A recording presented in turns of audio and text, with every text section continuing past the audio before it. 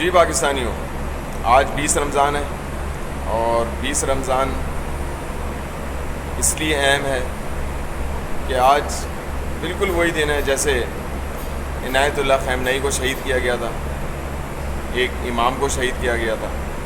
آج بھی ایک امام کو مارنے کی تیاری ہے، اس کو شہید کرنے کی تیاری ہے۔ حضرت علی کرم اللہ وجہ 20ویں رمضان کو انہیں ضرب لگی اور 21ویں رمضان کو وہ شہادت انہوں نے نوش فرمائی۔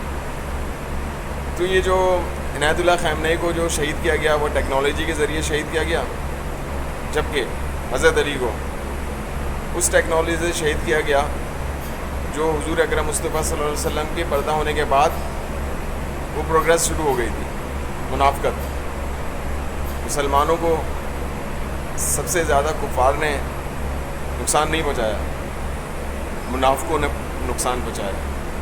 منافق جو لوگ ہوتے ہیں وہ آپ کی صفوں میں ہوتے ہیں، آپ کے ساتھ بیٹھے ہوتے ہیں، آپ کے ساتھ کھانا کھا رہے ہوتے ہیں، لیکن آپ کو یہ نہیں پتہ ہوتا کہ یہ منافق ہے۔ منافقوں سے بچنا ہے۔ حضرت علی کرم اللہ وجہ کی شہادت ہمیں یہ سبق دیتی ہے کہ منافقوں سے دوری اختیار کرو۔ منافق کون ہوتا ہے؟ منافق وہ ہوتا ہے جو اوپر سے تو کلمہ پڑھتا ہے لیکن اندر سے اس کا دل کالا ہوتا ہے، اندر سے وہ کلمہ نہیں پڑھتا، اندر سے وہ اللہ کو نہیں مانتا، اندر سے وہ رسول کو نہیں مانتا، اندر سے وہ رسول کی آل اولاد کو نہیں مانتا، اللہ کی رسی کو مضبوطی سے نہیں تھامتا۔ اللہ کی رسی کیا ہے؟ اللہ کی رسی ہے قرآن پاک اور اس کے اہل بیت۔ جو شخص اہل بیت سے بغض رکھتا ہے اور قرآن پاک سے محبت رکھتا ہے وہ ایمان پر کبھی بھی نہیں ہے۔ ایمان پر ہمیشہ وہ شخص ہوگا جو اہل بیت سے محبت رکھے گا، اور اہل بیت سے بغض رکھنا یعنی کہ اللہ سے بغض رکھنا۔ اور حضرت علی کی شہادت ہمیں سکھاتی ہے کہ آپ منافقوں کو بھی بخش دو، منافقوں کو بھی آپ جانے دو، اللہ تعالیٰ دیکھے گا، اللہ پہ چھوڑو اور ہمت سے اپنے مشن کو پورا کرو۔ ہمیں اللہ تعالیٰ کی قرآن پاک کی کتاب کی اس آیت کی یاد دلاتا ہے کہ اللہ تعالیٰ نے فرمایا،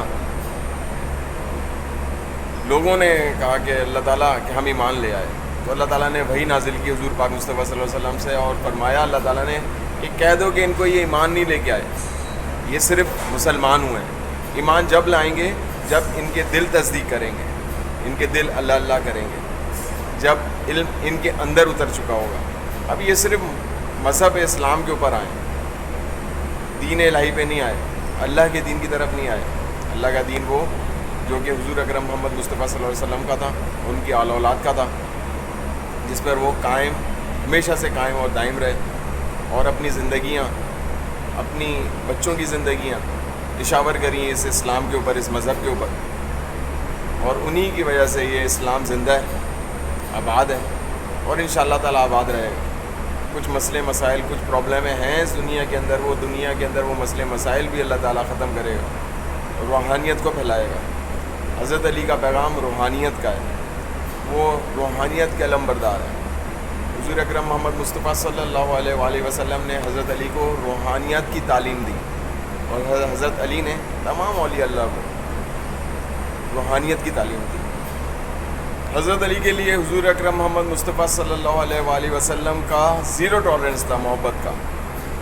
وہ حضور اکرم محمد مصطفیٰ صلی اللہ علیہ وسلم حضرت علی سے بے حد بے شمار محبت کرتے تھے۔ حضرت علی کی بہت سی خدمات بھی تھیں، اور حضرت علی حضور پاک کے چچا زاد بھائی بھی تھے، لیکن یہ محبت کچھ اور تھی، یہ محبت روحانی تھی، کیونکہ حضرت علی وہ طالب علم ہے حضرت حضور پاک مصطفیٰ صلی اللہ علیہ وسلم کے جنہوں نے تمام علم کائنات کا علم امت کے لیے سیکھا اور امت کو واپس دیا، اور انہی کی بھلائی کے لیے خرچ کیا۔ آج جتنا بھی علم مسلمانوں کے پاس ہے، جسے ہم روحانیت کا علم کہتے ہیں، وہ تمام کا تمام علم امام زمانہ حضرت علی کرم اللہ وجہ کی معرفت سے آیا، اور یہ علم اصل میں حضور اکرم محمد مصطفیٰ صلی اللہ علیہ وآلہ وسلم کے سینہ مبارک میں تھا۔ جس کو حضور اکرم محمد مصطفیٰ صلی اللہ علیہ وآلہ وسلم نے اپنے سینے سے لگایا، وہ علم اس میں ٹرانسفر کر دیا۔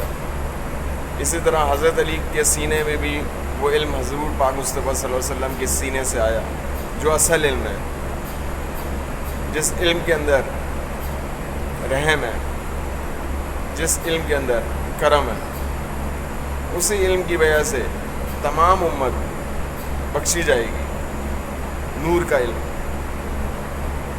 حضور اکرم محمد مصطفیٰ صلی اللہ علیہ وسلم نے اپنی امت کے آسانی کے لیے اس علم کو بہت آسان کر کے حضرت علی کی صورت میں ہمارے سامنے پیش کیا، اور پوری دنیا نے اسے ایکسیپٹ بھی کیا۔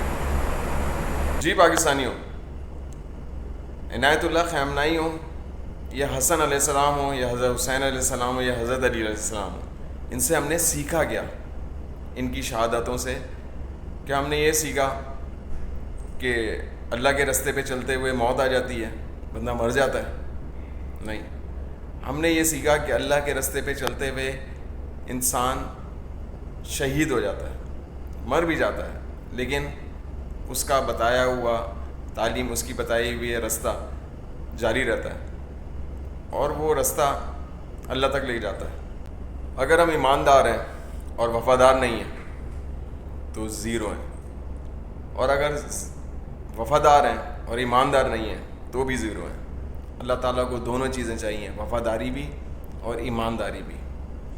جس شخص کے اندر ایمانداری ہے وہ اپنے ایمان کا سودا نہیں کرے گا، اور جو وفادار ہے وہ بہادر ہوگا، دلیر ہوگا، اللہ کے رستے کے اندر جہاد کرے گا، اور جہاد کے ہی ذریعے تمام عمل ایک جگہ کے اوپر، اور جہاد سے ہی آپ جنت بھی کمائیں گے۔